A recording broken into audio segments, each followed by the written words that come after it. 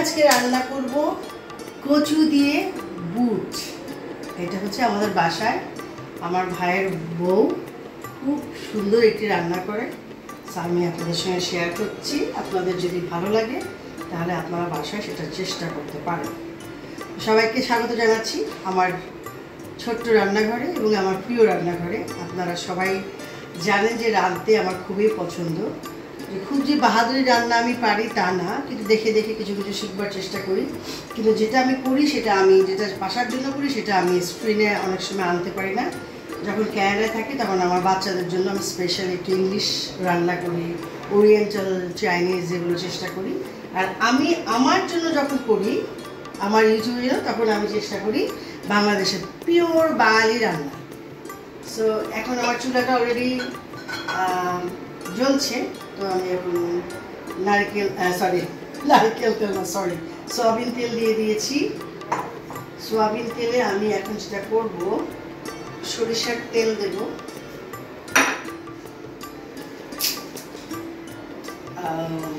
সরিষার তেল, সয়াবিন তেল, আর একটু তেজপাতা দিলাম, সেই সাথে একটু শুকনো মরিচ দিয়ে। কচু তো মানে ভয়াবহ রান্না আর কি।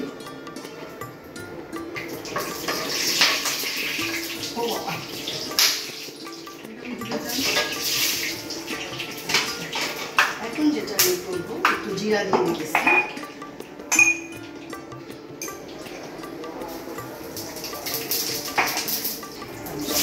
একটা পেঁয়াজ দিয়ে দিলাম,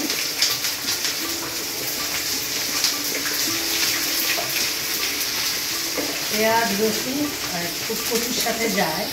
আবার অনেকদিন পেঁয়াজ রসুন ছাড়াও করে, সেটা যার যার ইচ্ছা। আমি একটু পেঁয়াজ দিলাম।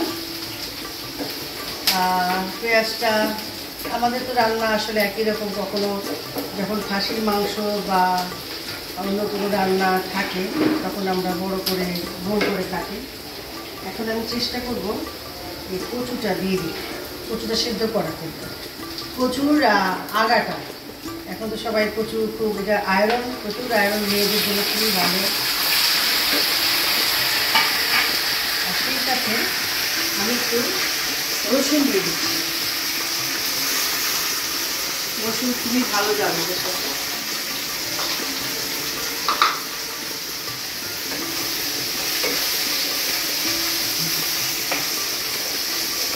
চেহারাটা চেঞ্জ হয়ে গেল না হঠাৎ করে। আমাদের সুমিত ভাইয়ের খুবই পছন্দ হচ্ছে কচু,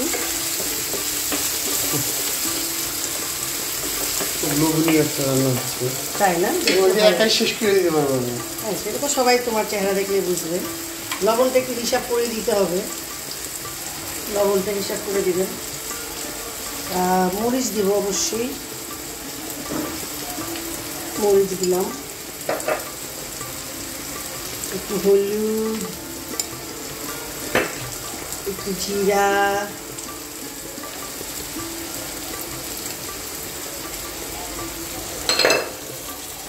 একটু ধনিয়ার গুঁড়ো,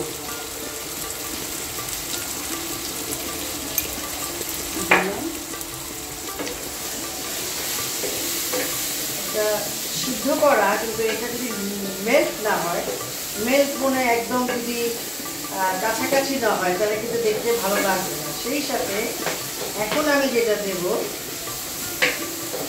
সেটা হলো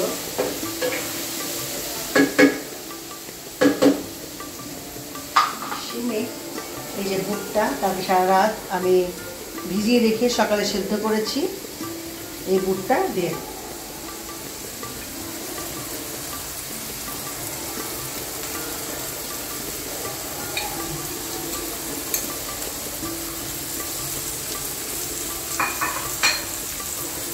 এটাকে আমি এখন ঢেকে দেব।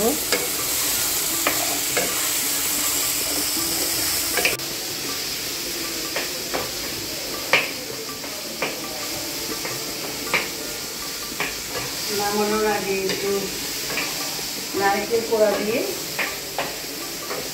নামিয়ে দেবো।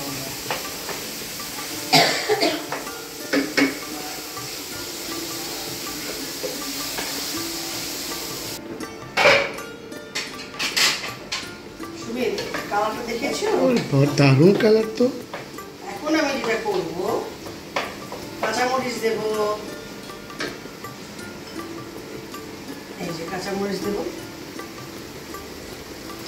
এবং এক ফোঁটা ঘি দিচ্ছি। হ্যাঁ, এক ফোঁটা, জাস্ট একটু টেস্ট করার জন্য দিচ্ছি। আর এই যে আপনার এই যে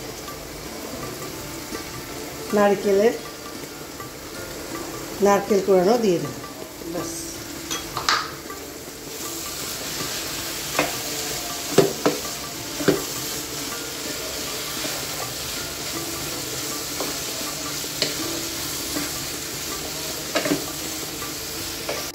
তো আজকের মতো বিদায়।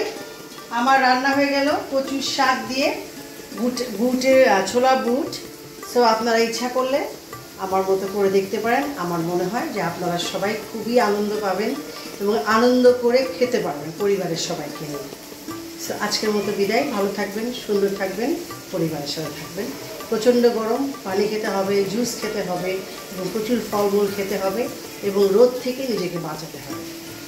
আজকের মতো বিদায়।